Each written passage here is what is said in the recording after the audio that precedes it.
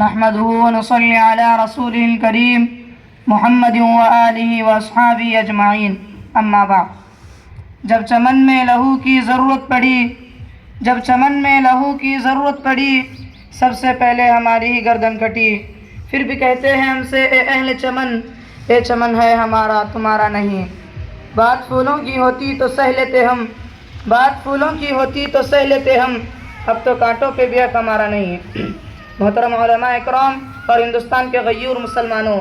جب سرزمین ہند پر انگریزوں کے ناپاک سائے پڑے، باشندگان ہند پر ظلم و ستم کے پہاڑ توڑے جانے لگے، جب ہندوستانیوں کا خون پانی سے ارزاں ہونے لگا، جب اپنی وطن کی عزتیں سڑکوں پر نیلام کی جانے لگی، جب ان کی جانیں کھلونوں سے سستی ہو گئی، جب اپنے وطن عزیز میں ہی ان کا رہنا مشکل کر دیا گیا، اور جب انگریزوں کا خونی عفریت ہندوستانیوں کو اپنے پنجے غلامی میں جکڑنے لگا، تب ایسے نازک حالات اور ہولناک ماحول میں تب کہ منہ کھولنا قیامت سے کم نہیں تھا، اپنی زبان کھولنا گویا موت کو دعوت دینا تھا۔ وقت کے سب سے بڑے عالم دین امیر المحدثین حضرت شاہ عبدالعزیز محدث دہلوی رحمۃ اللہ علیہ نے انگریزوں کے خلاف جہاد کا فتویٰ جاری کیا۔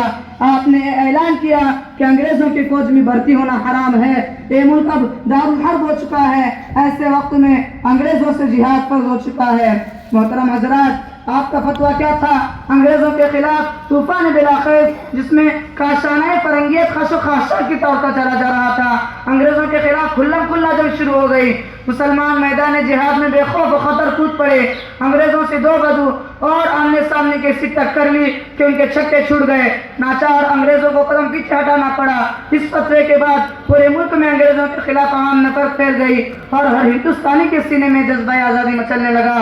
سن 1857 کی جنگ آزادی سب سے مشہور اور خوفناک ہے، جس میں انگریزوں کی ظلم و ستم کی انتہا ہو گئی تھی، ہندوستانیوں پر عرصہ حیات تنگ کر دیا گیا تھا، مگر اس کے باوجود مسلمانوں نے انگریزوں کا بھرپور مقابلہ کیا، انگریزی ظلم کے آگے سدے سکندری بنے رہے اور کسی بھی طرح کی قربانی سے دریغ نہ کیا۔ بالآخر خدا نے وہ دن دکھایا جب ہندوستان کے سر پر آزادی کا پرچم لہرانے لگا، غلامی کی زنجیریں کٹی، وطن عزیز کے چمن میں پھر سے باہر آ گئی۔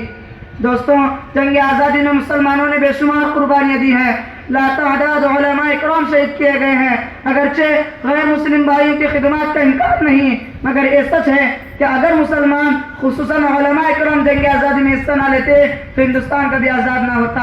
آج ہندوستان کی تاریخ کو نسخ کر کے پیش کیا جا رہا ہے، مسلمانوں کی قربانیوں اور علماء اکرام کی محنتوں کو فراموش کیا جا رہا ہے۔ عام تو عام، خود بہت سے مسلمانوں کو یہ پتہ نہیں ہے کہ ہمارے آب و اجداد نے ہندوستان کے لیے کتنی قربانیاں دی ہیں۔ ہندوستان آزاد ہو گئے تقریباً 75 سال ہو گئے، لیکن مسلمانوں کو ان کا جائز حق نہیں دیا جا رہا ہے، مسلمانوں کو یہ تانا دیا جا رہا ہے کہ تمہارا آزادی میں کوئی حصہ نہیں۔ لہٰذا ضرورت اس بات کی ہے کہ مسلمان خود آگے بڑھیں اور تاریخ کو جھٹلانے والوں کو سچ کا آئینہ دکھائیں، اور ہم اپنے ان محسن مسلمانوں اور علماء کرام کی محنتوں اور قربانیوں کو دنیا کے سامنے پیش کر کے بتلاتے رہیں